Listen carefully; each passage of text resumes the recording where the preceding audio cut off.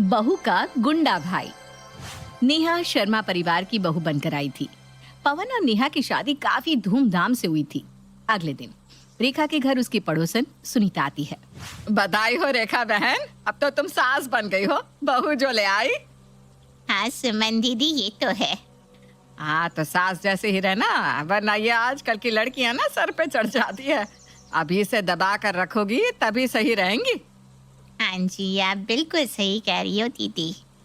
ताकि तो आप बहुत समझदार हो, अपने हिसाब से देख लो क्या सही है।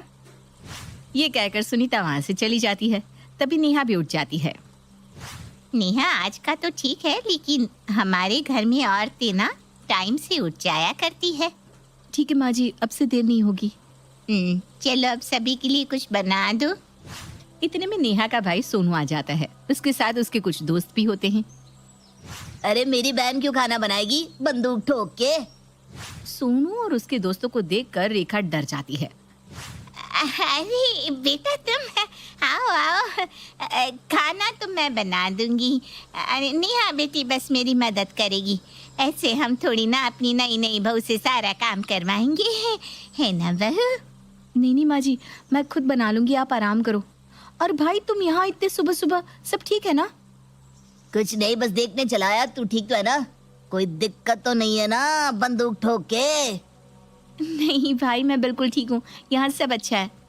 अच्छा फिर मैं चलता हूँ, तू अपना ध्यान रख और कुछ भी बात हो तो बस घर के बाहर आवाज दे दियो, मैं आ जाऊंगा। ऐसा कहकर सोनू अपने दोस्तों के साथ वापस चला जाता है। बहू, तेरा भाई इतने लड़के लेकर क्यों आया था? यहाँ किसी से कोई गलती हो गई थी क्या? अरे नहीं माँ जी, वो तो सोनू के दोस्त हैं। असल में सोनू को कई लोग जानते हैं, उसकी जान पहचान काफी अच्छी है ना, इसलिए सब उसके दोस्त बन जाते हैं। इतना कहकर नेहा अपने काम में लग जाती है। सुमन अपने पति सूरज के साथ रेखा के घर आती है। कोई है क्या यहाँ? हाँ जी बताइए, क्या हुआ? मैं हूँ। वो हमने सुना कि आपको किराएदार चाहिए, हमें भी कमरा चाहिए था किराए पर। अच्छा, फिर तो ठीक है। चलिए मैं आपको कमरा दिखा देती हूँ। हाँ जी चलिए। रेखा उनको ऊपर की तरफ ले जाती है और कमरा दिखा देती है। और नीचे आते समय नेहा को सुनाकर कहती है, जी ये नीचे वाला एरिया है, इसमें मेरा परिवार रहता है। हम लोग शांति से रहने वाले लोग हैं, झगड़े और गुंडों से दूर रहना ही पसंद करते हैं। हमें बिल्कुल ऐसा ही घर चाहिए था, ताकि हम इस पर कब्जा कर सके। क्या मतलब? अरे इनका मतलब है कि रह सके। हमें भी गुंडे बिल्कुल पसंद नहीं है। ये लीजिए किराया, हम लोग अभी से ही शिफ्ट हो रहे हैं। सूरज रेखा के घर शिफ्ट हो जाता है। तभी घर शिफ्ट करते हुए सूरज को कुछ सामान बेकार सा दिखता है, जिसे देखकर वो रेखा से कहता है, रेखा जी ये सामान खराब है, इसका क्या करूं? फेंक दो जी इसे। तभी वहाँ सोनू अपने दोस्तों के साथ आ जाता है। किसको फेंकना है मुझे बताओ, बंदूक ठोक के फेंकाऊंगा। अरे बेटा, अपनी बंदूक के बिना भी कोई बात कर लिया कर। भाई वो कूड़ा फेंकने की बात हो रही है। अच्छा वो छोड़, तू यहाँ कैसे आया? कुछ नहीं, दोस्तों के साथ बैठा हुआ था, भूख लग गई तो सोचा तेरे पास आ जाऊं। सुना है रेखा आंटी बहुत अच्छा खाना बनाती है बंदूक ठोक के। हाँ तू बैठ, मैं बस अभी बना कर लाई। नहीं माँ जी, मैं बना कर ले आती हूँ। अरे बनाने दे, वरना बुढ़ापे में आंटी की हड्डियों में जंग लग जाएगा। दोनों भाई बहन बैठकर बातें करते हैं और रेखा सारा खाना बना लेती है। लो बेटा खाना खाओ। क्या स्वाद है, मजा आ गया बंदूक ठोक के। बेटा कहीं तो बंदूक मत ठोक, खाना खा लो। वहीं ये सब होते हुए सुमन और सूरज भी देखते हैं और कहते हैं, अजी ये कौन है? कोई गुंडा मालूम होता है। लगता तो मुझे भी यहाँ का कोई बड़ा गुंडा है। तो हमें इसका इस घर में आना जाना बंद करवाना होगा, तभी हमारा मकसद पूरा होगा। तुम बिल्कुल सही कहती हो। हमें रेखा के कान भरने होंगे ताकि वो इस गुंडे का यहाँ आना जाना बंद कर दे। फिर मौका पाकर सुमन रेखा के पास जाती है और कहती है, बहन जी ये गुंडा आपके यहाँ क्या करने आया था? अरे क्या ही बताऊं, ये मेरी बहू का भाई है। आए दिन घर आ जाता है और धमका के रखता है। डर के मारे इसकी बात माननी पड़ती है। तो आप इसका कुछ करती क्यों नहीं? ऐसे गुंडे घर में आएंगे तो मोहल्ले में नाम खराब होगा। आप बिल्कुल सही कह रही हो। मैं कल ही अपने बेटे से बात करके इस गुंडे का घर में आना जाना बंद करवाती हूँ। अगले ही दिन रेखा अपने बेटे पवन से कहती है, बेटा मुझे ये लड़का सोनू कुछ ठीक नहीं लगता। गुंडों की तरह कभी भी घर में घुस आता है और खुद तो खाता ही है, अपने आवारा दोस्तों को भी ले आता है और यहाँ खाना खिलाता है। माँ वो नेहा का भाई है ना? तो मैंने कब बोला बहन है? मैं तो बस ये कह रही हूँ कि उसका यहाँ आना जाना बंद करवा दो ताकि हम शांति से जी सके। ठीक है माँ, मैं नेहा को बोल दूंगा।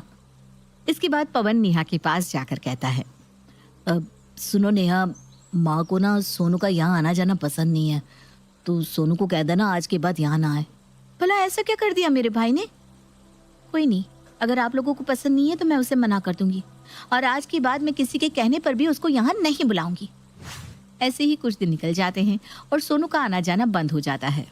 देखा भाग्यवान, तुम्हारा चलाया हुआ तीर बिल्कुल निशाने पार जाकर लगा है।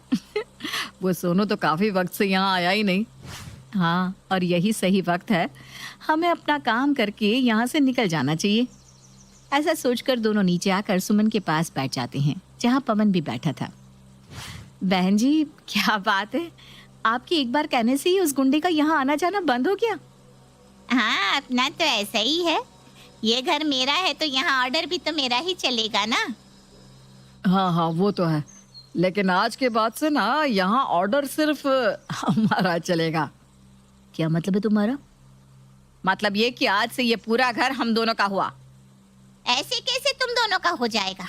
किराएदार हो, अपनी हद में रहो, वरना उठाकर बाहर फेंक देंगे। ओहो, देखो तो सही, हमें उठाकर बाहर फेंकने की धमकी दी जा रही है। इतना कहकर सुमन एक बंदूक निकालकर पवन के सर पे लगा देती है। अब बोलो, कौन घर से बाहर जाएगा? अरे ये क्या कर रहे हैं आप लोग? अरे यही तो हमारा काम है, पहले तुम जैसे लोगों को फंसाना, फिर तुम्हारी जमीन अपने नाम कराना और किसी और को बेचकर भाग जाना। ये तुम दोनों ठीक नहीं कर रहे हो। नेहा, नेहा जल्दी यहाँ आओ। अरे ये सब क्या है? कौन हो तुम दोनों? छोड़ दो मेरे पति को। बहू, तुम जल्दी से सोनू को बुलवा लो, वही इन दोनों को ठीक कर सकता है। हाँ नेहा, जल्दी से सोनू को फोन करो। नहीं, आप लोगों ने तो उसको यहाँ आने के लिए मना किया था ना। अरे मैंने तो माँ के चक्कर में मना किया था, वरना मैं भला अपने साले को क्यों मना करता। सोनू तो मेरा प्यारा प्यारा साला है, जल्दी से बुला लो ना। अरे बहू, मुझे माफ कर दे, मैं इन दोनों की बातों में आ गई थी और सोनू को आने से मना कर दिया। अभी तो जान गले में अटकी हुई है, अभी उसे बुला ले बेटा। अपना उल्लू सीधा करना कोई तुम दोनों माँ बेटे से सीखे। ये रोना धोना बाद में करना है बुढ़िया। चल पहले यहाँ अपने सिग्नेचर कर। चल, अपनी जमीन हमारे नाम कर दे जल्दी जल्दी। हाँ जल्दी कर वरना तेरे बेटे को मार देंगे। हाँ हाँ, करती हूँ। रेखा पेपर पर सिग्नेचर कर देती है। अरे वाह, ये हुई ना बात। चलो जी, अपना तो काम हो गया। इतने में ही सोनू आ जाता है। अरे इतनी जल्दी कहाँ है जाने की, बंदूक ठोक के? अभी तो मेरे एंट्री होना बाकी है। ए, तू यहाँ कैसे? किसने बुलाया तुझे यहाँ? मुझे जब यहाँ आने के लिए मना किया ना, तभी मुझे कुछ गड़बड़ लग रही थी। तब से मैं इस घर पर नजर रख रहा था और देखो तुम चोरों को पकड़ भी लिया मैंने। अरे मेरे बेटा, तू आ गया हमें बचाने के लिए। बचाने नहीं, मरने आया है। ये देख, हमारे पास सच में बंदूक है। और मेरे दोस्त है ना जो घर के बाहर खड़े हैं, उनके पास तो दो दो बंदूक है। अरे रेखा जी, ये तो प्रैंक था। हम तो प्रैंक वीडियो बना रहे थे। हम तो सच में डर गए। अरे आंटी जी, प्रैंक करते वक्त कैमरा भी तो साथ में रखते हैं ना। तभी वहाँ पुलिस आ जाती है और सूरज और सुमन को अरेस्ट करके ले जाती है और चोरों को पकड़ने के लिए सोनू को इनाम भी मिलता है। बेटा, ये तेरा ही घर है, जब तेरा मन हो तब आ जाया कर। आज तू ना होता तो शायद ये घर ही ना होता। अरे आंटी, ये मेरी बहन का घर है, इस पर तो मैं आज भी ना आने दूं बंदूक ठोक के। सभी लोग हंसी खुशी रहने लगते हैं।